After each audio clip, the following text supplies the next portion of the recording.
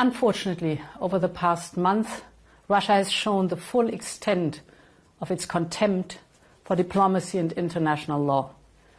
It has launched some of the largest scale drone and missile attacks against Ukraine since the beginning of the war, striking government buildings and civilian homes alike, hitting our EU office in Kyiv, the representation of our union. The threats to our union are also rising. In the last 2 weeks, Russian Shahid drones have violated our union's airspace, both in Poland and in Romania. These are not the actions of someone who wants peace.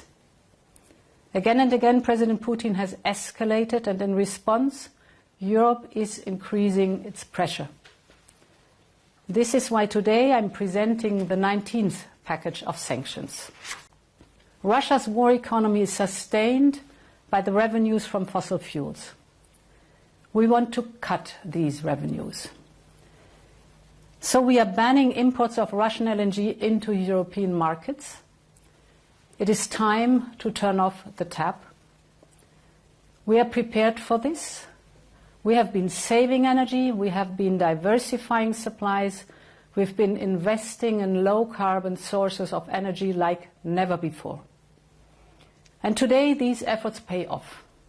We are now going after these who fuel Russia's war by purchasing oil in breach of the sanctions. We target refineries, oil traders, petrochemical companies in third countries, including China.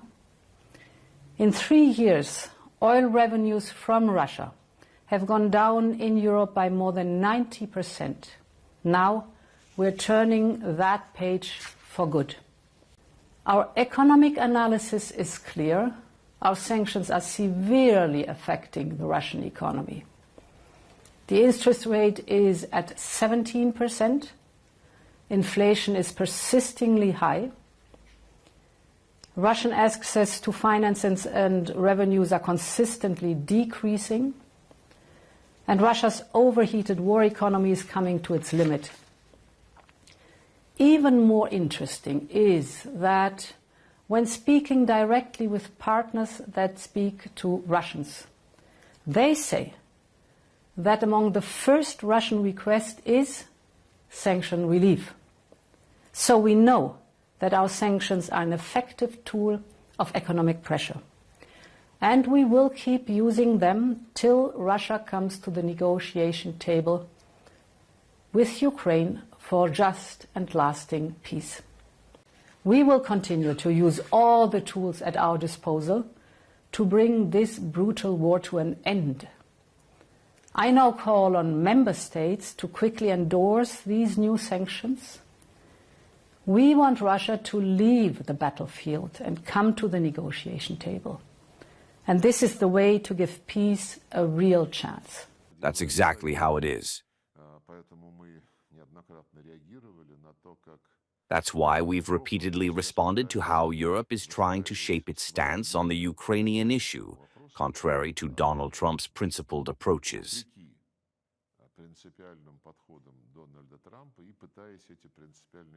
They're trying to undermine the approaches outlined in Alaska and presented to U.S. allies, dragging the U.S. back into their games of containing Russia, including, as you mentioned, providing air cover for NATO and EU troops they hope to deploy in Ukrainian territory still under Zelensky's regime.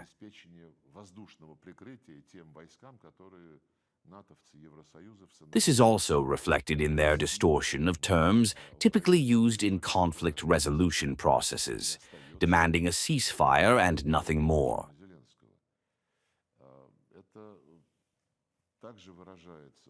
Meanwhile, Zelensky pushes everyone to talk about negotiations.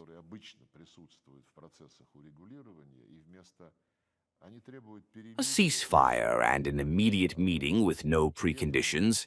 Their only aim is to stage another circus act, showing Zelensky, brave in his camouflage and beard, lecturing President Putin or someone else.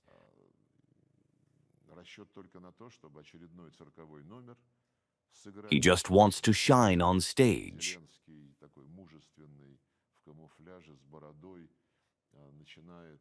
We can't go along with that.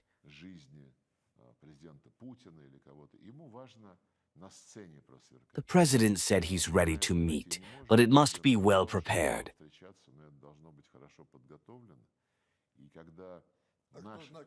We need a response to the proposals we've put forward and the approaches discussed in Anchorage.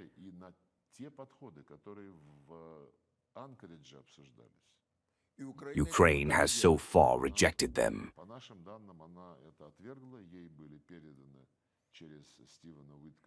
According to our information, they dismissed the considerations the Americans conveyed through Stephen Witkoff after Alaska, which reflected an understanding of the root causes and the need to address them.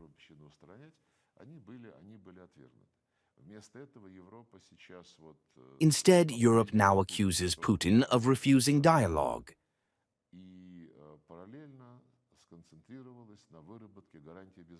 Meanwhile, they're focused on developing security guarantees for Ukraine without Russia's involvement.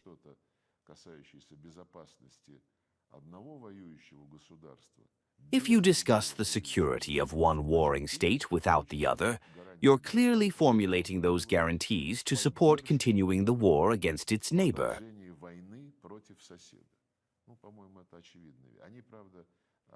That's obvious.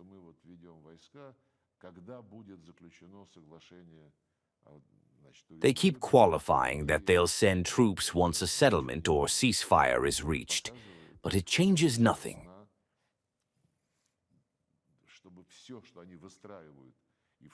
It only shows their intent to ensure everything they build, during and after the conflict, serves to contain Russia, as they put it. We have very specific arguments in response to such games.